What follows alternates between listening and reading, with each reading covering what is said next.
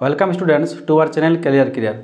দেখো আমরা আগের দিন একটা জিকে জিএসের পোর্শনটা থেকে বিশেষ করে রেলওয়ে এনটিপিসি এবং গ্রুপ ডির জন্য একটা আমরা টপিক নিয়ে এসেছিলাম, ঠিক আছে। তো আজকে আমাদের সেটারই সেট 2।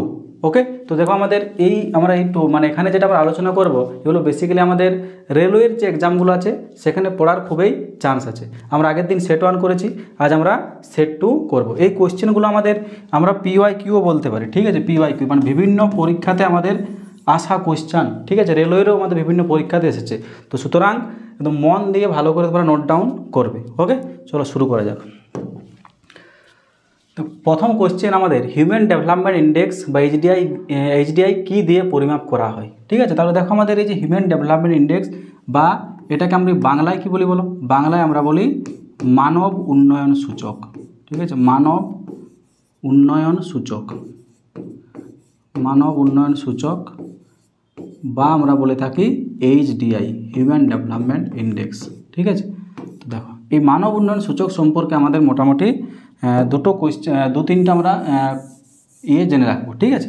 তো মানব উন্নয়ন সূচক মানে কি বলো? মানব উন্নয়ন সূচক হচ্ছে আমাদের 1990 সাল থেকে এটা আমাদের শুরু হয়। কত? 1990। যদি আমাদের জিজ্ঞেস করে যে আমাদের এইচডিআই কত সালে আমাদের ইন্ট্রোডিউস করা হয়, তাহলে 1990। ইন্ট্রোডিউস কে করে? ইন্ট্রোডিউস করে আমাদের ইউএনডিপি, ঠিক আছে। ইউএনডিপির ফুল ফর্ম কি? ইউনাইটেড নেশনস ডেভেলপমেন্ট প্রোগ্রাম, ঠিক আছে। আর এইচডিআই যে ইন্ডেক্সটা আছে এটার আবিষ্কর্তাকে মানে এইচডিআই থিওরিটা কে দিয়েছিল?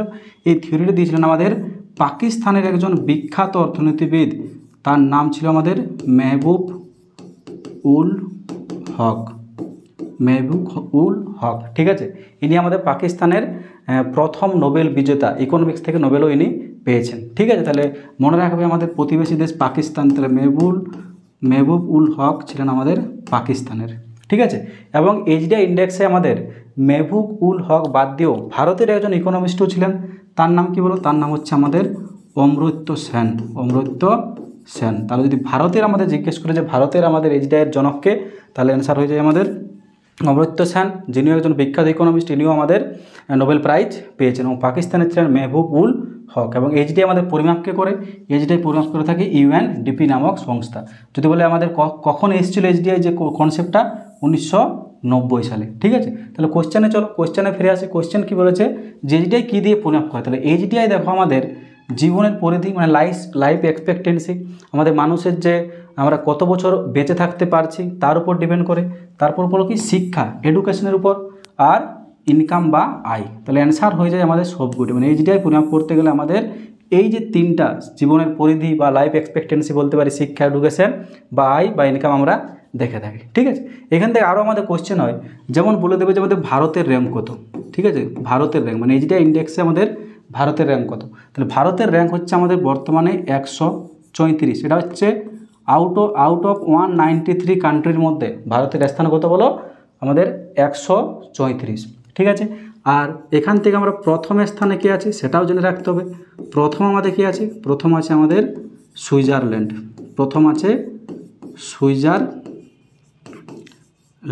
ঠিক আছে। এবং শেষ এইচডিআই ইন্ডেক্স আমাদের শেষতম স্থানে কে আছে? একদম লাস্ট, ঠিক আছে, বা বটমে শেষতম স্থানে আছে আমাদের সোমালিয়া।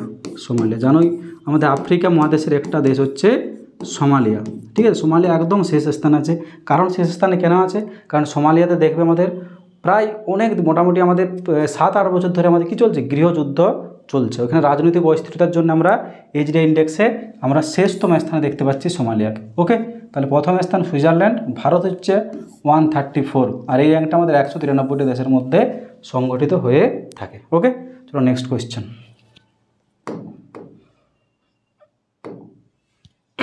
তো নেক্সট কোয়েশ্চেন হচ্ছে নিচের কোনটিতে সাধারণত ইনফ্রারেড রশ্মি ব্যবহৃত হয়? তাহলে আমাদের অপশন কি আছে বলো? ওয়ান, স্যাটেলাইট কমিউনিকেশন, ম্যান আর টিভি রিমোট কন্ট্রোল, ঠিক আছে।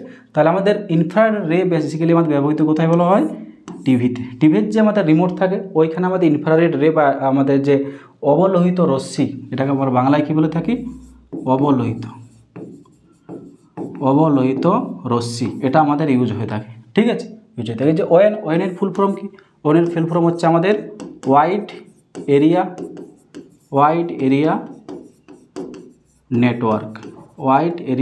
নেটওয়ার্ক, ঠিক আছে। চলো নেক্সট কোয়েশ্চেন। নেক্সট কোয়েশ্চেন হচ্ছে পৌরসভার কাউন্সিলর নির্বাচিত হতে গেলে ন্যূনতম কত বছর বয়স প্রয়োজন? তাহলে পৌরসভার কাউন্সিলর হতে গেলে আমাদের মিনিমাম কত এজ হওয়া দরকার বলো? 21। ঠিক আছে, দেখো আমাদের এই যে ভারতবর্ষের যেমন রাষ্ট্রপতি, ঠিক আছে, রাজ্যসভার সদস্য, লোকসভার সদস্য, আমাদের পঞ্চায়েতের সদস্য, এগুলো হতে গেলে আমাদের একটা ন্যূনতম বয়সের প্রয়োজন হয়। এখানে আমাদের যে হাইয়েস্ট যে এজটা সেটা দেখা হয় না, বাট একটা ন্যূনতম যে বয়স সেটা আমাদের দেখা হয়। ঠিক আছে, তাহলে দেখো ভারতের রাষ্ট্রপতি বা প্রেসিডেন্ট হওয়ার জন্য আমাদের ন্যূনতম বয়স কত? ন্যূনতম বয়স হচ্ছে আমাদের 35 ইয়ার্স, 35 বছর। ঠিক আছে, প্রেসিডেন্ট হওয়ার জন্য আমাদের 35 বছর দরকার। যদি রাজ্যসভার সদস্য হতে হয়, রাজ্যসভার সদস্য হতে গেলে বয়স হতে হয় আমাদের 30 বছর। ঠিক আছে, যদি লোকসভা এবং বিধানসভা, এই লোকসভা এবং বিধানসভার সদস্য হতে গেলে আমাদের বয়স দরকার হয় 25 বছর। ঠিক আছে, এরপর আমাদের পৌরসভা যেটা আমাদের কোয়েশ্চান, পৌরসভা বা মিউনিসিপ্যালিটি, পৌরসভা প্লাস আমাদের পৌরসভা এবং পঞ্চায়েত। ঠিক আছে, এই পৌরসভা এবং পঞ্চায়েতের সদস্য হতে গেলে আমাদের বয়স হতে হয় ন্যূনতম 21 বছর। ঠিক আছে, 21 ইয়ার্স। তাহলে এইগুলো কিন্তু আমাদেরকে মনে রাখতে হবে। পরীক্ষার মধ্যে বারবার এই কোশ্চেনগুলো খুবই সহজ, কিন্তু আমরা পরীক্ষার সময় ভুলে যাই দেখবে। ঠিক আছে, তো আমাদের ঠান্ডা মাথায় কিন্তু অ্যান্সার করতে হবে। তাহলে বিশেষ করে আমাদের পৌরসভা এবং পঞ্চায়েতের যদি যে কাউন্সিলর যদি নির্বাচিত হতে গেলে আমাদের বিশেষ করে পৌরসভাতে 21 বছর দরকার, আর পঞ্চায়েতে মেম্বার নির্বাচিত হতে গেলে আমাদের বয়স দরকার 21 বছর। ওকে, ঠিক আছে, চলো next question. Central jute technology research institute কোথায় অবস্থিত? তাহলে জুট টেকনোলজি, ঠিক আছে, জুট টেকনোলজি মানে পাট আমাদের যে গবেষণা কেন্দ্র সেটা আমাদের ভারতের কোথায় অবস্থিত? তাহলে দেখো আমাদের যে পাট বা যেটাকে আমরা বলছি জুট, ঠিক আছে, জুট, এটার নিক নাম কি? এটাকে আমরা সোনালী তন্তু বলে থাকি, পরীক্ষায় পড়ে যে সোনালী তন্তু কাকে বলে। তাহলে সোনালী তন্তু আমরা কাকে বলছি? পাটকে বলছি। সোনালী তন্তু বা ইংরেজিতে আমরা কি বলি? Golden fibre. সোনালী তন্তু বা গোল্ডেন ফাইবার বলা হয় পাটকে। তো পাটের গবেষণা কেন্দ্র বা জুট টেকনোলজি রিসার্চ ইনস্টিটিউট আছে আমাদের কোথায়? ব্যারাকপুরে আছে। কোথায় আছে? ব্যারাকপুর। আমাদের ওয়েস্ট বেঙ্গলের একটা জায়গা হচ্ছে ব্যারাকপুর। ঠিক আছে, দেখি যে আমাদের অপশান যোধপুর আছে। যোধপুর আমরা একটা রিসার্চ ইনস্টিটিউট দেখতে পাই। কি নাম? জায়গাটার নাম হচ্ছে বলো কি? সেন্ট্রাল মানে যে রিসার্চ ইনস্টিটিউট আমরা দেখতে পাই যোধপুরে, তার হচ্ছে central arid zone research institute. ঠিক আছে, বা আমরা বলতে পারি বাংলায় যে মরু গবেষণাগার। এরিড জোন মানে কি বলো? মরু। ঠিক আছে, মরু গবেষণাগার যদি ভারতে জিজ্ঞেস করে কোথায় আছে, তাহলে আমাদের অ্যান্সার কী হয়ে যায়? তাহলে আমাদের অ্যান্সার হয়ে যায় যোধপুর, যেটা একটা আমাদের রাজস্থানের শহর। ওকে, দেখো আমাদের নাগপুর আছে। নাগপুরে আমাদের কী আছে বলো? কটন রিসার্চ ইনস্টিটিউট মানে তুলা গবেষণাগার। কার্পাস তুলো যে আমাদের আছে। ঠিক আছে, তাহলে কটন রিসার্চ ইনস্টিটিউট হচ্ছে আমাদের নাগপুর একটা মহারাষ্ট্রের শহর, যেটার নিক নাম কী বলো? এটা আমরা অরেঞ্জ সিটি বলে থাকি। অরেঞ্জ সিটি ইন ইন্ডিয়া বা কমলালেবুর শহর। ওকে, চলো নেক্সট কোয়েশ্চেন। কোন প্রাণীতে ভেনাস হৃৎপিণ্ড উপস্থিত? ঠিক আছে, তাহলে ভেনাস হৃৎপিণ্ড বেসিক্যালি আমরা দেখতে পাই কোথায় বলো? মাছের হৃৎপিণ্ড, সেটাকে আমরা ভেনাস হৃৎপিণ্ড দেখতে পাই। ভেনাস হৃৎপিণ্ড মানে কি বলো? ভেনাস হৃৎপিণ্ড মানে হচ্ছে আমাদের যে হৃৎপিণ্ডটা আমাদের যে মানে অক্সিজেন মানে ডিঅক্সিজেনেট, ঠিক আছে, ডিঅক্সিজেনেট ব্লাড প্রবাহিত করে। ঠিক আছে, মানে ওইখানে অক্সিজেন মানে বিশুদ্ধ রক্ত এবং শুদ্ধ রক্ত যেটা থাকে সেটা ঠিকঠাকভাবে মানে সেপারেট করতে পারে না যে হৃৎপিণ্ড, সেটাকে আমরা কি বলি? ভেনাস হৃৎপিণ্ড আমরা বলে থাকি। তাহলে ভেনাস হৃৎপিণ্ড আমরা দেখতে পাচ্ছি কোথায় বলো? মাছে আমরা দেখতে পাচ্ছি ভেনাস হৃৎপিণ্ড। ওকে, চলো, মানে বলবে যে ডিঅক্সিজেনেট ব্লাড যেখানে প্রবাহিত হচ্ছে সেটাই হচ্ছে আমাদের ভেনাস হৃৎপিণ্ড, যেটা হচ্ছে আমাদের মাছে দেখতে পাই। ঠিক আছে, এবার আরেকটা কোশ্চেন আসে যে আমাদের রুমিন্যান্ট পাকস্থলী, ঠিক আছে, রুমিন্যান্ট পাকস্থলী কোন প্রাণীতে আমরা দেখতে পাই? পরীক্ষায় আসা কোশ্চেন, রুমিন্যান্ট পাকস্থলী। ঠিক আছে, তাহলে রুমিন্যান্ট পাকস্থলী আমরা কোন প্রাণী দেখতে পাই? এগুলো দেখতে পাই আমরা গরুতে, কাউ। মানে যে সমস্ত প্রাণীতে আমরা 4টি পাকস্থলী দেখতে পাই সেটাকে আমরা বলে থাকি রুমিনেন্ট। তাহলে গরুর দেখবে কটা পাকস্থলী? গরুর 4টা পাকস্থলী আছে, 4টি। তাহলে তার জন্য আমরা ওটা বলছি রুমিনেন্ট পাকস্থলী। কোশ্চেন কি আছে যে রুমিনেন্ট পাকস্থলীযুক্ত একটা প্রাণীর নাম লেখো, তো দেখবো তোমাদের অপশানে আমাদের গরু বা কাউ প্রেজেন্ট থাকবে। ওকে, চলো নেক্সট কোশ্চেন। আলুর কোন ধর্মের জন্য বর্ণালী গঠিত হয়? তাহলে বর্ণালী বেসিক্যালি আমাদের গঠিত থাকে আলুর যে বিচ্ছুরণ যে ধর্ম আছে, এই বিচ্ছুরণ ধর্মের জন্য আমাদের বর্ণালী গঠিত হয়ে থাকে। ঠিক আছে, সেরকমই দেখবে আমাদের এই যে আভ্যন্তরীণ পূর্ণ প্রতিফলন, এটা আমাদের পরীক্ষাতে পড়ে। আভ্যন্তরীণ পূর্ণ প্রতিফলনের ফলে আমাদের ওই যে মাইরেজ যেটা আমরা বলি, সেটা আমরা দেখতে পাই আভ্যন্তরীণ পূর্ণ প্রতিফলনের ফলে। ঠিক আছে, চলো নেক্সট কোয়েশ্চেন। ক্যান্সার রোগ বিশেষজ্ঞ কী নামে পরিচিত? তাহলে ক্যান্সার রোগ বিশেষজ্ঞ আমরা বলে থাকি কিছু হলো অঙ্কোলজিস্ট। ঠিক আছে, এই জায়গার থেকেও আমাদের কিন্তু কোয়েশ্চেন আসে, বিভিন্ন যে আমাদের বিদ্যা আছে সেগুলোর থেকেও কোয়েশ্চেন আসে। তাহলে ক্যান্সার রোগ বিশেষজ্ঞ আমাদের যেখানে আমরা পড়াশোনা করা হয় বা যেখানে চিকিৎসার ব্যাপারে করা হয় বা স্পেশালাইজ যারা করে থাকে ক্যান্সার বিষয়ে, সেইটাকে আমরা বলে থাকি অঙ্কোলজিস্ট। ঠিক আছে, যে কার্ডিওলজিস্ট কী সম্পর্কিত বলে? এটা হচ্ছে আমাদের হৃৎপিণ্ড বা হৃৎপিণ্ড। কার্ডিওলজিস্ট হচ্ছে আমাদের হৃৎপিণ্ড। নিউরোলজিস্ট হচ্ছে আমাদের স্নায়ু বিশেষজ্ঞ আমরা বলে থাকি, স্নায়ু। ঠিক আছে, বা নিউরন যেটা আমাদের বলে থাকি। ঠিক আছে, স্নায়ু বিশেষজ্ঞ হচ্ছে আমাদের নিউরোলজিস্ট। ঠিক আছে, চলো নেক্সট কোয়েশ্চেন। হিন্দি ভাষা প্রসারের কথা কত নাম্বার ধারায় লেখা আছে? ঠিক আছে, তাহলে দেখবে আমাদের ভারতের যে সংবিধান আছে সেই সংবিধানে, ঠিক আছে, আমাদের রাষ্ট্রভাষার কোনো উল্লেখ নেই। ঠিক আছে, রাষ্ট্রভাষার আমাদের কোনো উল্লেখ নেই। আমাদের সংবিধানে যেটা আমরা দেখতে পাই সেটা হচ্ছে কি বলো, অফিসিয়াল ল্যাঙ্গুয়েজ বা সরকারি ভাষা। ঠিক আছে, তাহলে আমাদের অফিসিয়াল ল্যাঙ্গুয়েজ কোথায় লেখা আছে বলো? আমাদের সংবিধানের যে 8ম তপশিল, ঠিক আছে, 8th শিডিউল, এই 8ম তপশিলে আমাদের সরকারি ভাষার কথা লেখা আছে। ওইখানে আমরা বর্তমানে 22টি আমরা ভাষা দেখতে পাই। এই 22টি ভাষাই হচ্ছে সরকারি ভাষা।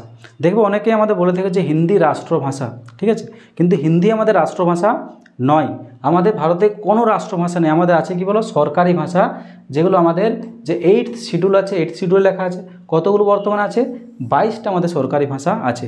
রিসেন্টলি দেখবে আমাদের যে সাউথ ইন্ডিয়া, বিশেষ করে আমাদের যে তামিলনাড়ু, সেই তামিলনাড়ু রাজ্যে আমাদের প্রবলেম হচ্ছে।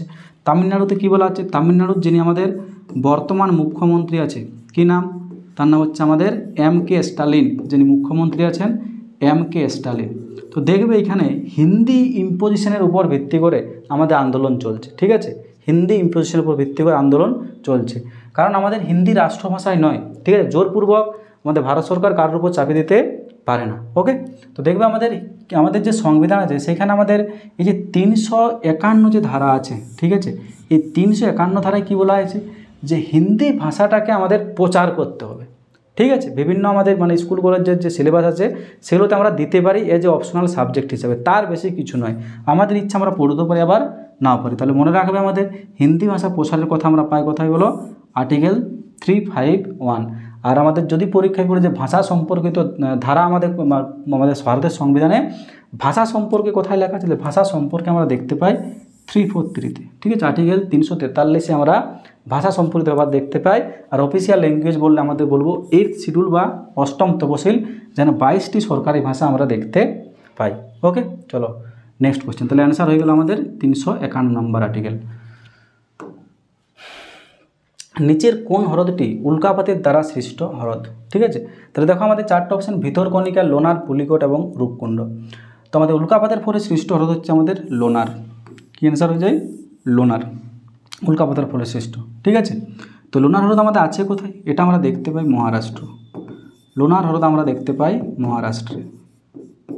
মহারাষ্ট্রে আমরা দেখতে পাই লোনার হ্রদ। ঠিক আছে, পুলিকট হ্রদ আমরা কোথায় দেখতে পাই? পুলিকট হ্রদ আমাদের খুবই ইম্পর্ট্যান্ট। পুলিকট হ্রদ আমরা দেখতে পাই বেসিক্যালি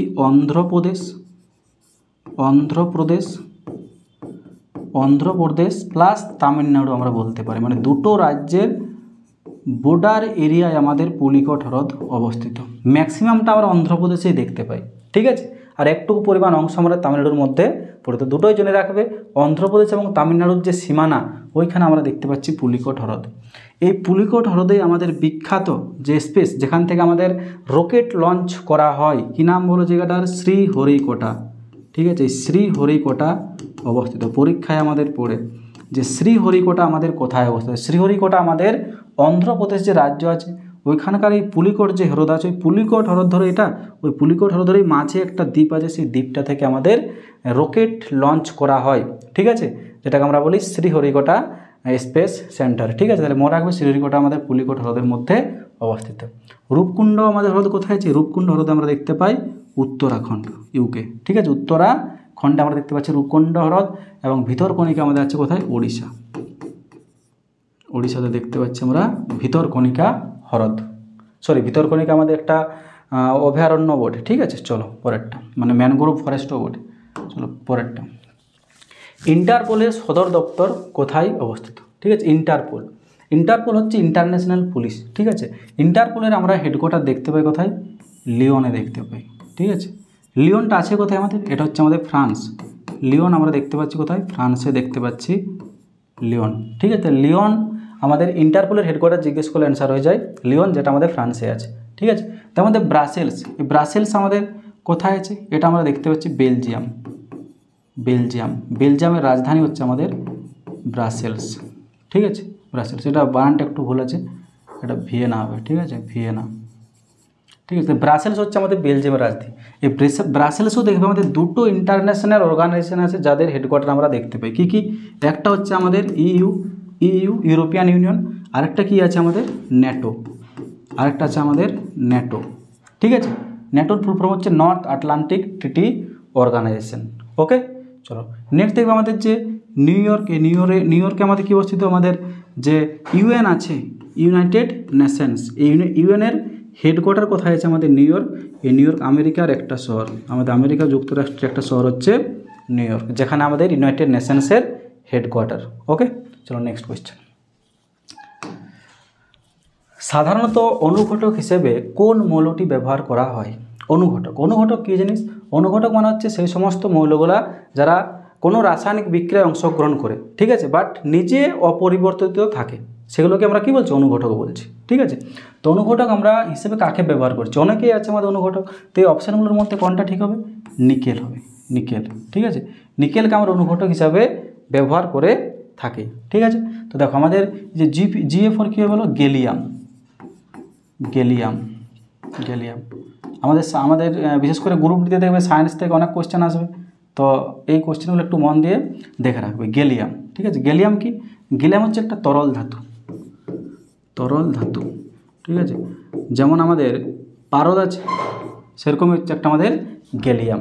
ঠিক আছে, G4 কী হয়? G4 আমাদের জার্মেনিয়াম।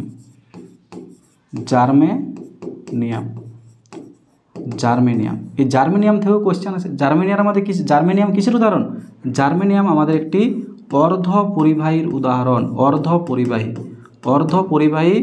বা যেটাকে আমরা ইংরেজিতে কী বলি? সেমিকন্ডাক্টর বলি। জার্মেনিয়াম আছে, সিলিকন আছে। ঠিক আছে, জার্মেনিয়াম, সিলিকনের এগুলোর ইউজ আমাদের খুবই বেশি পরিমাণে আমরা দেখতে পাই। তাহলে জার্মেনিয়াম হচ্ছে আমাদের একটা অর্ধপরিবাহী। সেরকম Ni4 হলো নিকেল, যেটা অনুঘটক হিসেবে আছে, আর P4 হচ্ছে আমাদের বোরন। ওকে, চলো নেক্সট কোয়েশ্চেন।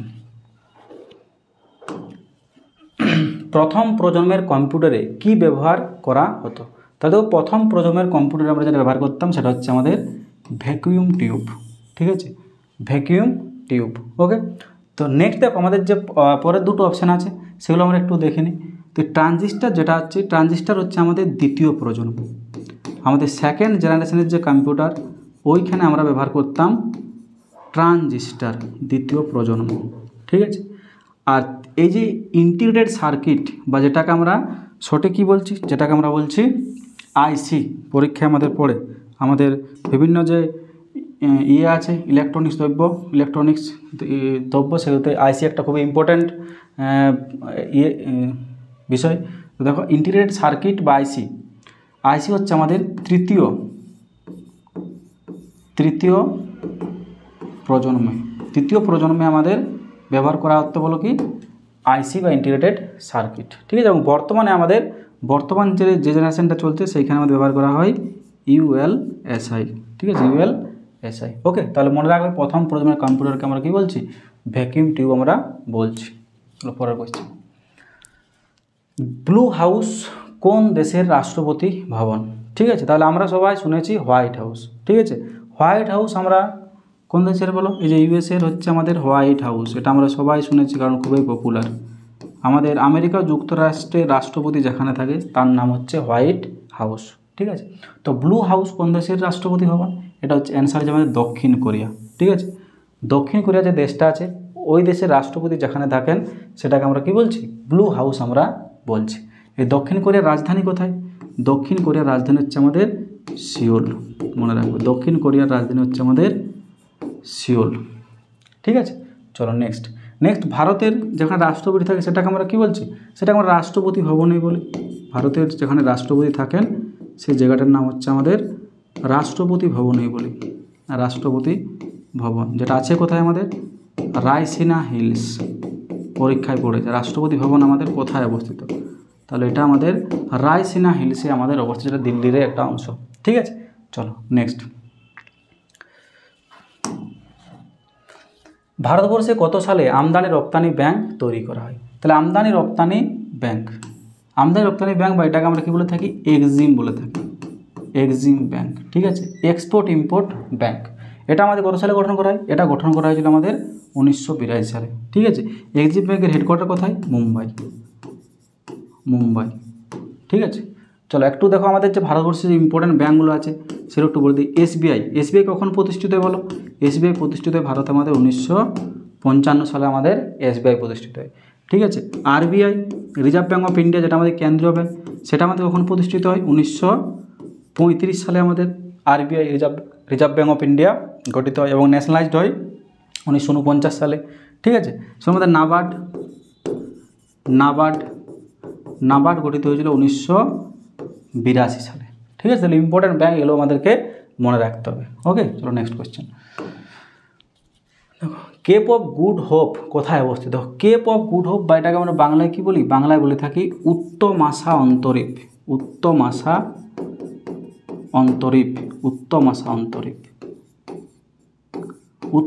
অন্তরীপ আমাদের আছে কোথায় বলো? আফ্রিকা। ঠিক আছে, আফ্রিকা। ওকে, মানে আমাদের ইউরোপ থেকে, ঠিক আছে, মানে যখন আমাদের সুয়েজ ক্যানেল খনন করা হয়নি তখন ইউরোপ থেকে ভারতে আসার পথ কোনটা ছিল? আমরা দেখবো এরকম জায়গায় ধরো ইউরোপ আছে, এই নিচে আমাদের কী আছে? আফ্রিকা আছে। তাহলে এইখান থেকে আমাদের জাহাজগুলো এটা হয় আমাদের ভারতে আসতো, এখানে আমাদের ভারত। ঠিক আছে, তো এই যে এই পোর্শনটা এটাকে আমরা বলছি কেপ অফ গুড হোপ। ঠিক আছে, এটা দিয়ে আমাদের জাহাজগুলো আসতো। ঠিক আছে, এখান থেকে আরেকটা কোশ্চেন হয় যে আমাদের ভারতে আসার জলপথ, ইউরোপ থেকে ভারতে আসার জলপথ প্রথম কে আবিষ্কার করে? তো ভারতে আসার জলপথ আমাদের আবিষ্কৃত করেছিল কে? Vasco da Gama. কত সালে? আমাদের 1498 সালে।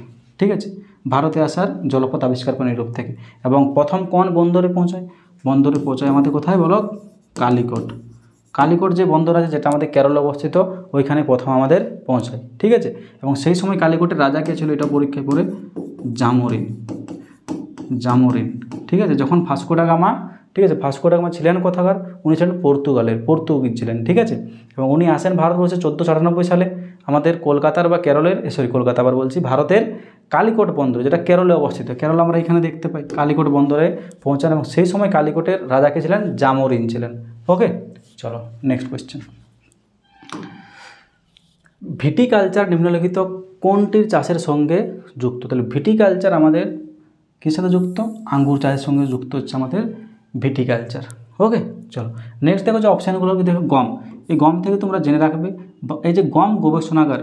ঠিক আছে, গম গবেষণাগার কোথায় আছে বলো? গম গবেষণাগার ভারতবর্ষের কোথায় অবস্থিত বলো?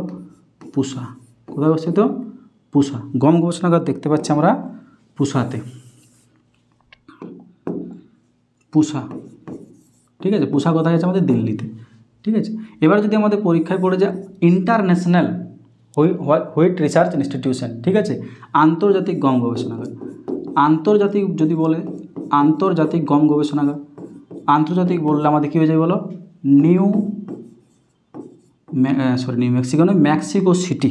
ঠিক আছে, আমাদের মেক্সিকোর যে রাজধানী মেক্সিকোর রাজধানী কি? মেক্সিকোর রাজধানী হচ্ছে আমাদের Mexico city. Mexico city, Mexico city. তাহলে আন্তর্জাতিক গম গবেষণাগার বললে হয়ে যায় মেক্সিকো সিটি, আর ভারতের গম গবেষণাগার বললে হয়ে যায় পুসা। ওকে, চলো নেক্সট দেখো আমাদের কেশর। কেশর কি? জাফরান, যেটাকে আমরা বলতে জাফরান থেকে আমরা কেশর পাই। জাফরান, এই জাফরান আমাদের প্রচুর প্রচণ্ড দামি একটা মশলা, ঠিক আছে, জাফরান, যেটাকে আমরা কেশর বলে থাকি। ঠিক আছে, এই জাফরান আমাদের কোথায় চাষ হয় বলো? জাফরান চাষ হচ্ছে আমাদের কাশ্মীর ভ্যালি, কাশ্মীর, কাশ্মীর। ঠিক আছে, এই জাফরান একটা ইউনিক সোয়েল বা ইউনিক মাটিতে আমাদের হয়ে থাকে। এই মাটিটার কী নাম? মাটির নাম হচ্ছে কারেওয়া। কারেওয়া পরীক্ষায় পড়ে যে কোন মৃত্তিকায় জাফরানের প্রোডাকশন করা হয়, তাহলে মনে রাখবে এই যে কারেওয়া মৃত্তিকা আছে, খুবই ইম্পর্ট্যান্ট। এটা একটা ইউনিক সোয়েল, আমরা ভারতবর্ষের সব জায়গায় আমরা দেখতে পাই না, আমরা বেসিক্যালি দেখতে পাই কোথায়? কাশ্মীর ভ্যালি, কাশ্মীর ভ্যালি বা কাশ্মীর উপত্যকা। ঠিক আছে, কাশ্মীর ভ্যালি বা কাশ্মীর উপত্যকাতে আমরা এই কারোয়া মৃত্তিকা দেখতে পাই, যেটাতে জাফরান প্রোডাকশন করা। এই জাফরান থেকে আমরা কী পাই? কেশর। প্রচণ্ড দাম। দেখবে জাফরান আমাদের প্রায় যেটা আসল আমাদের কেশর, সেই আসল কেশরের দাম কত? মোটামুটি আমাদের 30-35 লাখ টাকা দাম। ঠিক আছে, কিন্তু আমাদের বলিউড সুপারস্টার অজয় দেবগন এটা আমাদের 5 টাকায় বিক্রি করে। ঠিক আছে, 5 টাকায়। জিনিসটা কি? আমাদের ওই বলো যুবা কেশরী। ঠিক আছে, যেটা আমাদের একটা ওই গুটখার অ্যাডভার্টাইজ করে, গুটখা। তো যে দ্রব্যটার দাম 30 লাখ টাকা, সেটা 5 টাকায় কখনো দেওয়া যায় না। ঠিক আছে, ওই 5 টাকায় কী পাওয়া যায়? ক্যান্সার পাওয়া যায়। 5 টাকায় কী পাওয়া যাবে? ক্যান্সার। ওকে, চলো নেক্সট। কলিঙ্গ পুরস্কার কে দেয়? কলিঙ্গ পুরস্কার দেখো, কলিঙ্গ পুরস্কার আমাদের বিজ্ঞান ক্ষেত্রে দেওয়া হয়, সায়েন্স, বিজ্ঞান ক্ষেত্রে আমাদের কলিঙ্গ পুরস্কার দেওয়া হয়। দিয়ে থাকে কে? দিয়ে থাকে আমাদের ইউনেস্কো। কে দিয়ে থাকে বলো? ইউনেস্কো। ঠিক আছে, তাহলে কলিঙ্গ পুরস্কার আমাদের দিয়ে থাকে ইউনেস্কো। ঠিক আছে, কোন ক্ষেত্রে দিয়ে থাকে বলো? বিজ্ঞান বা সায়েন্স ক্ষেত্রে আমাদের দিয়ে থাকে কলিঙ্গ পুরস্কার। ওকে, নেক্সট কোয়েশ্চেন। সিয়াচেন হিমবাহ কোন পর্বত শ্রেণীতে অবস্থিত? সিয়াচেন দেখবে, সিয়াচেন কী বটে বলো? আমাদের সিয়াচেন হচ্ছে ভারতের দীর্ঘতম হিমবাহ। ভারতের দীর্ঘতম হিমবাহের নাম কি? সিয়াচেন। ঠিক আছে, মনে রাখবে, খুবই ইম্পর্টেন্ট। এই সিয়াচেন হিমবাহ আমরা দেখতে পাই কোথায়? এটা দেখতে পাচ্ছি আমরা কারাকোরাম রেঞ্জে দেখতে পাচ্ছি। ঠিক আছে, কারাকোরাম যে পর্বতশ্রেণী, সেই কারাকোরাম পর্বতশ্রেণীতে আমরা সিয়াচেন হিমবাহ আমরা দেখতে পাচ্ছি। হিমালয় কিন্তু দেখতে পাই না, দেখতে পাচ্ছি কোথায়? আমাদের কারাকোরামে। ঠিক আছে, এখান থেকে আরেকটা কোশ্চেন তোমরা মনে রাখবে, যদি বলা হয় আমাদের পৃথিবীর দীর্ঘতম হিমবাহ, এটা তো আমরা ভারতের জানলাম, সিয়াচেন হচ্ছে ভারতের দীর্ঘতম হিমবাহ। পৃথিবীর দীর্ঘতম হিমবাহ বললে কী অ্যান্সার হয়েছে? এটা দেখতে পান আমাদের ল্যামবার্ট। ল্যামবার্ট, ঠিক আছে, ল্যামবার্ট, যেটা আছে কোথায় আমাদের? যেটা আছে আমাদের আন্টার্কটিকা মহাদেশে। ঠিক আছে, আন্টার্কটিকা মহাদেশে আমরা দেখতে পাই ল্যামবার্ট। ল্যামবার্ট, যেটা আমাদের পৃথিবীর দীর্ঘতম হিমবাহ। ওকে, চলো নেক্সট কোয়েশ্চেন। আরেকটু বলে দিই, এই যে কারাকোরাম রেঞ্জে আমাদের কী আছে বলো? কেটু আছে। কেটু বা আমরা বলে থাকি গডউইন অস্টিন। ঠিক আছে, গডউইন অস্টিন, যেটা আমাদের ভারতের উচ্চতম পর্বত শৃঙ্গ। ওকে, চলো নেক্সট কোয়েশ্চেন। কোন রাজ্যটি পূর্বে নেফা নামে পরিচিত ছিল? নেফা, ঠিক আছে, নেফা, NEFA, নেফা। ঠিক আছে, তাহলে নেফার আমাদের নেফার নাম, নেফা কোন রাজ্যের নাম ছিল? তাহলে নেফা ছিল আমাদের অরুণাচল প্রদেশ রাজ্যের নাম। ঠিক আছে, নেফা মিনস কি? নেফা মিনস হচ্ছে নর্থ ইস্টার্ন ফ্রন্টিয়ার এজেন্সি। ঠিক আছে, লিখে দিই একটুকু, নর্থ ইস্টার্ন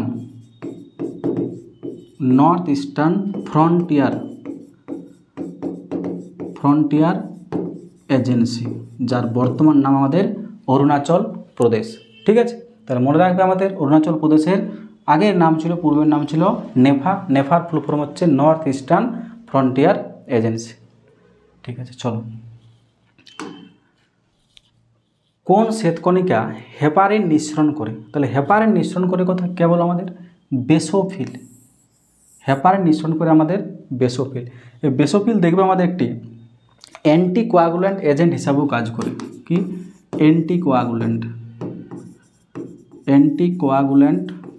এজেন্ট।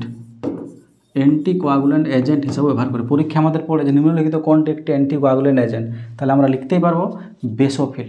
ঠিক আছে, তাহলে মনে রাখবে আমাদের শ্বেত রক্তকণিকায় হেপারিন নিঃসরণ করে আমাদের বেসোফিল। ঠিক আছে, শ্বেত কণিকা যদি বেড়ে যায়, শ্বেত রক্তকণিকা যদি বেড়ে যায়, সেটাকে আমরা কী বলি? সেটাকে আমরা বলে থাকি লিউকোমিয়া।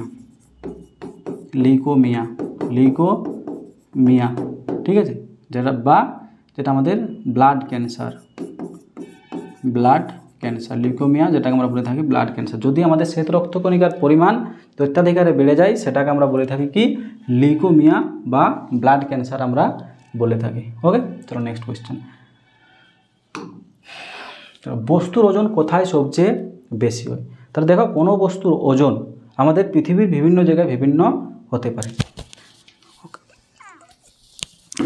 ওয়েট একটু দেখো, তাহলে আমাদের কোনো বস্তুর ওজন, ঠিক আছে, ধরো আমাদের এটা আমাদের পৃথিবী, এটা আমাদের পৃথিবী। ঠিক আছে, তাহলে দেখো এটা আমাদের নিরক্ষীয় অঞ্চল, এটা আমাদের নিরক্ষীয় অঞ্চল, এটা আমাদের মেরু, দুই মেরু, উত্তর মেরু এবং আমাদের দক্ষিণ মেরু। ঠিক আছে, তাহলে বস্তুর ওজন সবচেয়ে বেশি আমাদের কোথায় হয়? তাহলে বস্তুর ওজন আমাদের সবচেয়ে কোথায় বেশি হয় বলো? সবচেয়ে বেশি হয় আমাদের কোথায়? মেরু অঞ্চলে, দুই মেরু অঞ্চলে আমাদের বেশি হয়। তাহলে অ্যান্সার কী হয়ে যায় বলো? অ্যান্সার হয়ে যাবে আমাদের অপশান ডি। বস্তুর ওজন আমাদের সবচেয়ে বেশি হয় মেরু অঞ্চলে। ঠিক আছে, আর যদি বলে আমাদের সবচেয়ে কম কোথায় হবে বস্তুর ওজন, তাহলে আমাদের অ্যান্সার হয়ে যায় কোথায়? নিরক্ষীয় অঞ্চলে। এই নিরক্ষীয় অঞ্চলে আমাদের বস্তুর ওজন কী হয়? কম হয়। কেন কম বা বেশি হচ্ছে এইভাবে? দেখবে আমাদের এই যে পৃথিবীর কেন্দ্র কোনো বস্তুকে তার নিজের, মানে পৃথিবী তার কোনো বস্তুকে তার নিজের কেন্দ্রের দিকে আকর্ষণ করছে। তো আমরা জানি, আমরা বলে থাকি পৃথিবী গোল, বাট পৃথিবী গোল নয়। পৃথিবীর যে মেরু দুটো যে মেরু অঞ্চল আছে, এটা একটু চাপা বটে, মানে মেরু থেকে আমাদের কেন্দ্রের ডিস্টেন্স কম, তার জন্য আমাদের মেরু অঞ্চলে কী হয়? কোনো বস্তুর ওজন আমাদের বেশি হয়। আর নিরক্ষীয় অঞ্চলটা একটু স্ফীত মোটা, তো নিরক্ষীয় অঞ্চল থেকে আমাদের কেন্দ্রের দূরত্ব একটু বেশি, তাই এখানে কোনো বস্তুর ওজন আমাদের কম হয়ে থাকে। তাহলে মনে রাখবে, যদি বেশি বলে যে কোনো বস্তুর ওজন বেশি কোথায় হয়, তাহলে অ্যান্সার হয়ে যায় মেরু অঞ্চলে। যদি কম বলে, তাহলে হয়ে যায় আমাদের কোথায়? নিরক্ষীয় অঞ্চলে হয়ে যাবে। কম বললে হয়ে যায় আমাদের নিরক্ষীয় অঞ্চলে। আর যদি বলে কোনো বস্তুর ওজন শূন্য কোথায় হয়, তাহলে শূন্য হয় আমাদের পৃথিবীর কেন্দ্রে। কোনো বস্তুর ওজন আমাদের শূন্য হয়ে যায় বা জিরো হয়ে যায় আমাদের পৃথিবীর কেন্দ্রে। ওকে, চলো, খুবই ইম্পর্ট্যান্ট কোয়েশ্চেন, আমাদের বিভিন্ন পরীক্ষায় আমাদের আসে এই কোয়েশ্চেনগুলো। দেখো, দ্য ন্যামসেক উপন্যাসটির রচয়িতাকে? তো ন্যামসেক আমাদের যে উপন্যাসটা, সেটা লিখেছেন আমাদের ঝুম্পা লাহিড়ী। এরকম আমাদের যে বিখ্যাত যে গ্রন্থগুলো আছে, ঠিক আছে, সেগুলোর থেকেও আমাদের কোয়েশ্চেন আসে। ঠিক আছে, চলো নেক্সট কোয়েশ্চেন। ভারতীয় সংবিধানের প্রস্তাবনায় কোন প্রকার ন্যায় বিচার সুনিশ্চিত করার কথা বলা হয়েছে? তাহলে দেখো, আমাদের যে প্রস্তাবনা আছে, ওইখানে আমাদের ন্যায় বা জাস্টিস,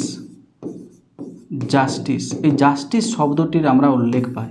তো আমাদের প্রস্তাবনায় এই যে 3 রকম ন্যায় বিচারের কথাই বলা হয়েছে, এই যে সামাজিক ন্যায়, অর্থনৈতিক ন্যায় আর রাজনৈতিক ন্যায়। তাহলে অ্যান্সার হয়ে যায় আমাদের অপশান ডি। ঠিক আছে, আর এই যে ন্যায় বিচারের কনসেপ্ট বা ধারণা, এই ন্যায় বিচারের কনসেপ্ট বা ধারণা আমরা নিয়েছিলাম কোনখান থেকে? নিয়েছিলাম আমরা USSR থেকে, বা আমরা বলতে পারি সোভিয়েত রাশিয়া থেকে আমরা ন্যায় বিচারের ধারণা নিয়েছিলাম। ন্যায় বিচার বা জাস্টিস আমরা যেটাকে বলে থাকি। ঠিক আছে, চলো নেক্সট কোয়েশ্চেন। 1946 সালে আইএনএ ট্রায়ালের ডিফেন্সের উকিল কে ছিলেন? ঠিক আছে, তাহলে আইএনএ কি? আইএনএ হচ্ছে আমাদের ইন্ডিয়ান ন্যাশনাল আর্মি, ইন্ডিয়ান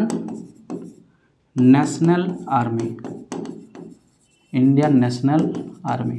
ঠিক আছে, যার প্রতিষ্ঠাতা কে ছিলেন? রাসবিহারী বোস।